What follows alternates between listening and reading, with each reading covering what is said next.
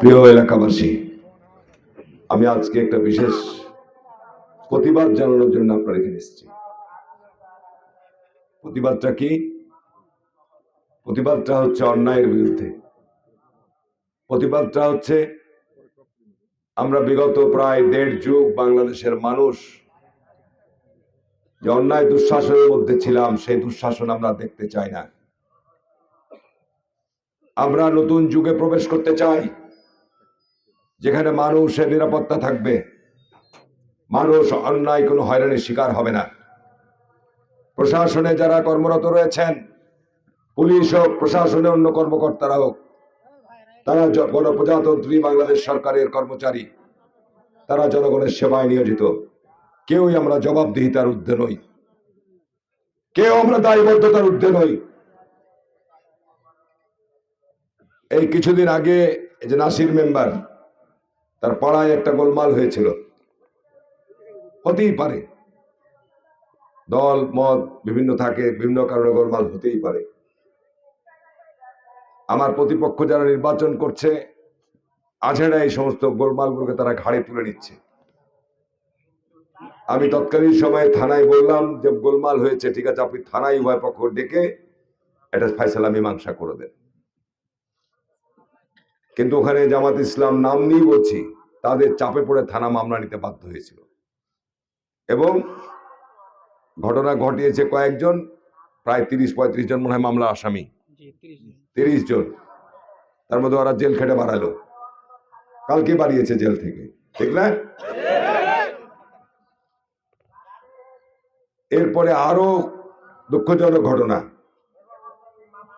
এই 5ই আগস্টের পর চাঁপাইনবাবগঞ্জে আওয়ামী লীগের লোকেরা তো এখন একেবারেই দিশাহীন, তাদের কোনো কর্মকাণ্ড নাই। কিন্তু হঠাৎ করে উপরের নির্দেশ, আমি পুলিশ প্রশাসনকে পরিষ্কার বলেছি যে চাঁপাইনবাবগঞ্জে এখানে আওয়ামী লীগ যারা করতো, যারা দুষ্কৃতিকারী যাদের নামে মামলা রয়েছে, তাদের ছাড়া নিরীহ নিরপরাধ কোনো মানুষের নামে মিথ্যা মামলা দেওয়া যাবে না। যদি মিথ্যা মামলা দেওয়াই লাগে, তাহলে আওয়ামী লীগ আর আমাদের বিএনপির মধ্যে বর্তমান সময়ের মধ্যে পার্থক্যটা কি? কিছুদিন আগে মামলা দিয়েছিল, আমি বলেছি কেন মামলা দিলেন? কোনো ককটেল ফুটেনি, কোনো আলামত নাই, পুলিশ বাদিয়ে মামলা করেছেন, জবাব দিতে আসতে হবে। এটাকে আবার সাংবাদিকরা ভাইরাল করেছে যে হারুন এমপি আওয়ামী লীগের নেতা কর্মীদের বিরুদ্ধে মামলা দিলে থানা ঘেরাও করবে, কিন্তু পূর্ণাঙ্গ বিষয়টা তারা তুলে ধরে নাই। আমি বলেছি নিরীহ নিরপরাধ আওয়ামী লীগের নেতা কর্মীর নামে কোনো মামলা দেওয়া যাবে না। আমি আবারও বলছি, তারেক রহমান বাংলাদেশে প্রবেশ করেই বলেছে আগামীর বাংলাদেশ আমাদের নিরাপদ বাংলাদেশ করতে হবে।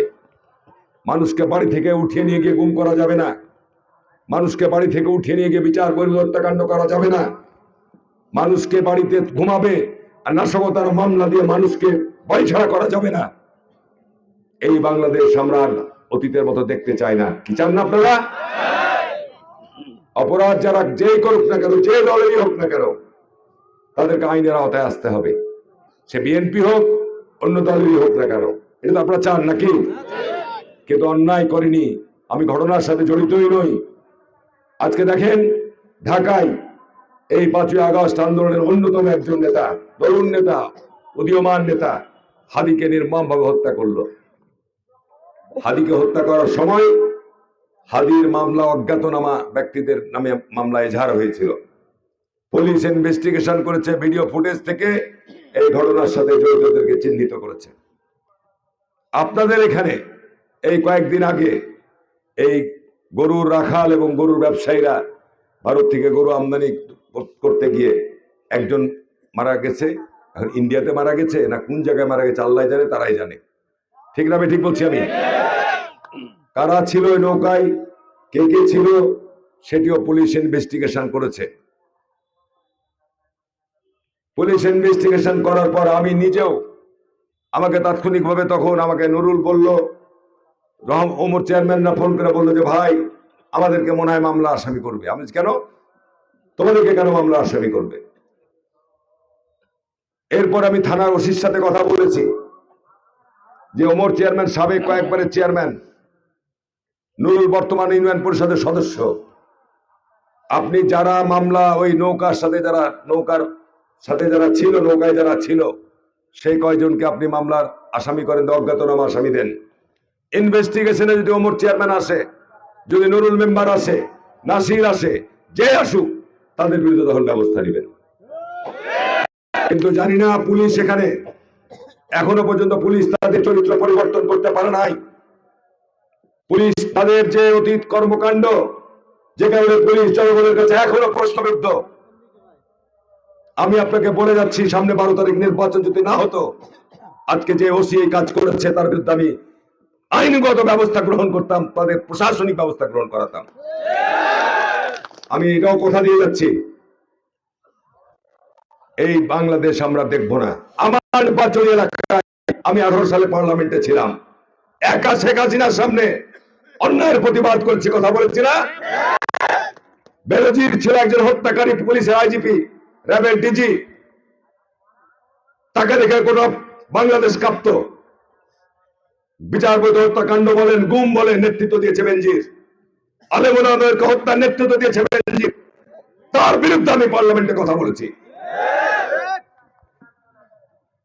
হায়াত মতের মালিক আল্লাহ, আমি চিন্তা করি নাই, কিন্তু সামান্য ওসি, তাকে আমি সতর্ক করে দিয়েছি যে এখন নির্বাচনকালীন সময় তোমাদের দায়িত্ব হচ্ছে নির্বাচন করা।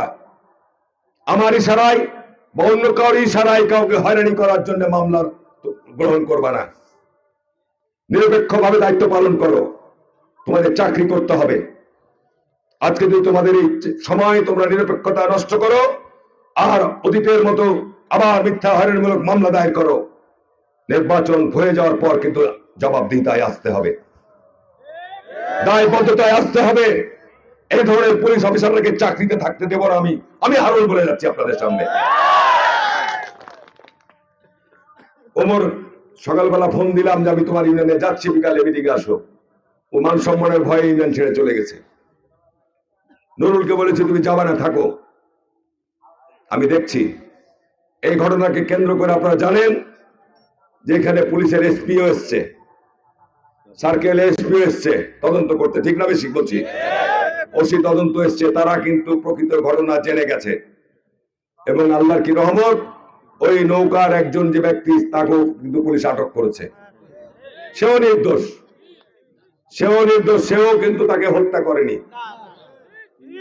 ওই লোকজন আমাকে ফোন করছে ওইখানকার, আমি হাকিমপুর থেকে আসলাম, বাড়ি মনে হাকিমপুর, ওখান থেকে আসলাম দুর্লভপুর থেকে আসলাম এখনই। ওর আত্মীয় স্বজন আমাকে ওরা গেছিল, আজকে এসপির সঙ্গে দেখা করে করিয়ে দিয়েছি আমি। এই যে আমাদের মেজর ডালিম কই, ডালিম নিয়ে গেছিল, ওদেরকে দেখা করেছে না, ওদের বক্তব্যটা দিয়ে এসছে। আমি পরিষ্কার বলেছি মামলা হয়েছে, ঠিক আছে, ইনভেস্টিগেশন করেন। ওরা গরু আমদানি করে, একটা গরু রাখাল গরিব মানুষ, একটা গরু নিয়ে এসে হয়তো 1,500 টাকা পাই, দুর্ঘটনাবশত মরে গেছে, লাশ ইন্ডিয়াতে পড়ে থাকলে হয়তো বিএসএফ লাশ দিবে না, কোথায় মারা গেছে আল্লাহ পাক জানে। কিন্তু এদিকে কেন্দ্র করে সেও বলেছে, কিন্তু এদের মধ্যে আপনার আতঙ্ক হওয়ার কারণ নাই। টাকা দিয়ে অনেক কিছু করা যায়, কিন্তু সত্যের বিজয় অবশ্যই হবে। সত্য কখনো চাপা রাখা যায় না, ঠিক না? আমি ঠিক বলছি? আজ হোক আর কাল হোক সত্য প্রস্ফুটিত হবেই। আল্লাহ পাক কোরআনেই তো বলে দিয়েছে, সত্যকে কখনো কেউ ঢেকে রাখতে পারবে না, সত্য প্রকাশিত হবেই, মিথ্যা পরাজিত হবেই। সুতরাং আমি নির্বাচনকালীন সময়ে আবারও প্রশাসন এবং আইন প্রক্রিয়া সংস্থার দৃষ্টি আকর্ষণ করে বলছি, আগামী 12 তারিখ জাতীয় নির্বাচন, আপনাদের প্রধান অন্যতম দায়িত্ব এবং কর্তব্য হচ্ছে নির্বাচন সুষ্ঠু ও সুন্দর করা। বিএনপি নির্বাচন সুন্দর সুষ্ঠু করতে চায়, বিএনপি কারচুপি করে কখনোই নির্বাচন করে নাই। বিএনপি কখনোই ভোট কেন্দ্র দখল করে নির্বাচন করে নাই। আমাদের এখন এই ইউনিয়নে যে ক্ষমতা আছে, যদি এখানকার নেতারাকে বলি যে ভোট কেন্দ্র তোমরা অন্য দলের লোক আসতে দিও না, করতে পারবে, কিন্তু কি এটা খারাপ হবে, গোলযোগ হবে, ঠিক না? আমি ঠিক বলছি বলেন? সুতরাং প্রশাসন অবশ্যই এখন সবচেয়ে বড় দায়িত্ব যে বাংলাদেশকে গণতন্ত্রের পথে যে আমরা যাত্রা শুরু করছি, এটাকে সাফল্যমণ্ডিত করতে হবে, এটাকে কোনো অবস্থাতে বিঘ্নিত করা যাবে না। আর প্রশাসনের দায়িত্বে যারা রয়েছেন তারা যদি মনে করে থাকেন যে জবাবদিহিতার দায়িত্বে আসবেন না, আমি এক্সাম্পল দিয়ে বলে দিচ্ছি আপনাকে। আমি 18 সালে যখন পার্লামেন্টের মেম্বার ছিলাম, আমার নির্বাচন এলাকার বাঘা নামে একজনকে দিনের বেলায়, তৎকালীন সময় জিয়া ওসি নামে একজন ব্যক্তি ছিল, তার নেতৃত্বে তাকে দিনের বেলায় তাকে বিচার বৈধ হত্যাকাণ্ড ঘটিয়েছিল 12 ঘড়ি অভিযানে। পার্লামেন্টে আমি বলেছিলাম আল্লাহর কি রহম দেখেন ফায়সালা, এখন কেউ জেলখানায় আছে, কেউ পালিয়ে বিদেশ পালিয়ে গেছে। সুতরাং জবাবদিহিতার বাইরে কেউ থাকবেন না, অন্যায় করে কেউ পার পাবেন না। পরিষ্কার পরিষ্কার করে দিচ্ছে। আর আমার নির্বাচনী এলাকায় আমি থানায় কখনো ফোনও করি না, আমার পুলিশ সুপারদেরকেও ফোন করি না। যখন মানুষ বিপদাপন্ন হয়, আমার কাছে শরণাপন্ন হয়, থানাতে সুবিচার পাচ্ছে না বা তার ন্যায় বিচার পাচ্ছে না, জানালে আমি সে বিষয়টা জানার চেষ্টা করি। থানার কাজ থানা করবে, কিন্তু থানা যদি সামনের ভবিষ্যতে আমি দেখি যে জনগণের বিরুদ্ধে তারা কাজ করছে, মিথ্যা মামলা নিচ্ছে, টাকা দিয়ে মিথ্যা মামলা নিচ্ছে, আমি সামনে 12-21 তারিখ আমার নির্বাচনী ইস্তাহারের মধ্যে অন্যতম একটি বিষয় থাকবে, অন্যতম, যে আমরা এই কাজের জন্য আপনাদের সমর্থন সহযোগিতা লাগবে। এখন আপনি যদি মিথ্যা মামলা করতে চান, এটা টাকা ছাড়া হয় না, হয় টাকা ছাড়াই যে কত মামলা হয়েছে, কে মনে করছে টাকা ছাড়া হয়েছে? এটা টাকা দিয়ে হয়েছে। তাহলে আমরা যদি সত্যিকার অর্থে নিরাপদ বাংলাদেশ গড়তে চাই, তাহলে আমরা অন্যায় কাজের জন্য প্রশাসনকে ঘুষ দিব না, আর আমরা আপনার নিজেরা অন্যায় কাজ থেকে বিরত থাকবো, ঠিক না? তাহলে পরে দেখবেন দেশ সুন্দর হয়ে যাবে। আমি আর বক্তব্য বাড়াবো না, অনেকক্ষণ থেকে আপনারা শীতের মধ্যে অপেক্ষা করছেন, এই বিশ্বাস আছে আমার প্রতি তো? নিশ্চিন্তে থাকতে পারেন, আমি এটুকু বলে দিলাম যে চাঁপাইনবাবগঞ্জে হারুন এমপির এলাকায় কোনো প্রশাসনের ব্যক্তি অন্যায় করে রেহাই পাবেন না। আমি নিজে অন্যায় করব না, আমি অন্যায়কে প্রশ্রয় দেব না। আর আমার এখানে চাকরি করতে আসলে আমি কথা বললাম, আমলে না ভালো লাগলো না, এখন বলছে যে স্যার আমি তো নতুন ওসি, আবার তো আরে আমি নতুন ওসি, তুই নতুন হয়েছে, তোমার আসা 1 মাস হয়ে গেছে। 1 মাসের মধ্যে যদি তুই চিন্তা না করো, তুই ভবিষ্যতে পুলিশের চাকরি করতে পারবা না। একজন সাবেক চেয়ারম্যান, একজন বর্তমান সিটিং মেম্বারকে যদি চিনতে না পারো, যারা মামলা করেছে তাদেরকেও এখন জিজ্ঞাসাবাদে আনতে হবে। আমি পুলিশ সুপারকে অনুরোধ করব যে মামলাটি রুজু হয়েছে, যে বাদী হয়েছে, যারা সাক্ষী হয়েছে, তাদেরকে জিজ্ঞাসাবাদে আনতে হবে যে কাদের ইশারায়, কাদের ইন্ধনে মামলা হয়েছে, তাহলে সত্য উদ্ঘাটিত হবে। ঠিক না ঠিক বলছি আমি? সুতরাং ওই কাউকে দিয়ে মামলা করে দিয়ে রেহাই পাবো, এটা হবে না, ওইটারও ব্যবস্থা আমি করবো, আপনাদের একটু কথা দিলাম। আমি ইতিমধ্যেই আমি প্রকাশ্য, সাংবাদিকরা আছে, প্রকাশ্য বলছি, রাজশাহী ডিআইজি কে বলেছে, পুলিশের প্রধান রাজশাহী বিভাগের, যে নবাবগঞ্জ সফর করে যান। গুমের মামলা ইজ ভেরি সেন্সিটিভ, হত্যা মামলা খুবই সেন্সিটিভ। সুতরাং এখানে অজ্ঞাত অন্যায়ভাবে কোনো মামলা রুজু হওয়া বা অন্যায়ভাবে কাউকে হয়রানি করা, এটি করা যাবে না। ওনাকে পরিষ্কার বলেছি যে আপনি আসবেন, আপনাকে নবাবগঞ্জের এই বিষয়টি বিশেষভাবে তদন্ত করতে হবে, বিশেষভাবে তদন্ত করতে হবে। যারা এই মামলা দায়ের করেছে, কাদের ইন্ধনে, কার ইশারায় সাক্ষী হয়েছে, তারা কিভাবে দেখলো, তাহলে তারা এই ঘটনার সঙ্গে জড়িত, তারা এই ঘটনার সঙ্গে জড়িত। ঠিক না ঠিক বলছি আমি? সুতরাং আপনারা ধৈর্য ধরে থাকেন, আইন হাতে তুলবেন না। আমি ইনশাল্লাহ অন্যায়ের বিরুদ্ধে আছি আপনাদের সঙ্গে, ঠিক আছে? এখানে নুরুল থাকবে, যেভাবে আপনারা নির্বাচন করছেন সেভাবে নির্বাচনের কাজ করেন। এখানে অমরকে বলবেন যে নির্ভয়ে থাকুক, নির্ভয়ে এখানে থাকবে, ঠিক আছে? কোনো অসুবিধা নাই, অসুবিধা হলে আমি আছি ইনশাল্লাহ, ঠিক আছে? আর বক্তব্য বাড়ালাম না। ইনশাল্লাহ ইনশাল্লাহ বাংলাদেশকে আমরা আগামী দিনে নিরাপদ সুন্দর বাংলাদেশ গড়ব, আপনাদেরকে সমর্থন নিয়ে, আপনাদের সহযোগিতা নিয়ে, ঠিক আছে? ভালো থাকেন। আসসালামু আলাইকুম ওয়া রাহমাতুল্লাহি ওয়া বারাকাতুহু।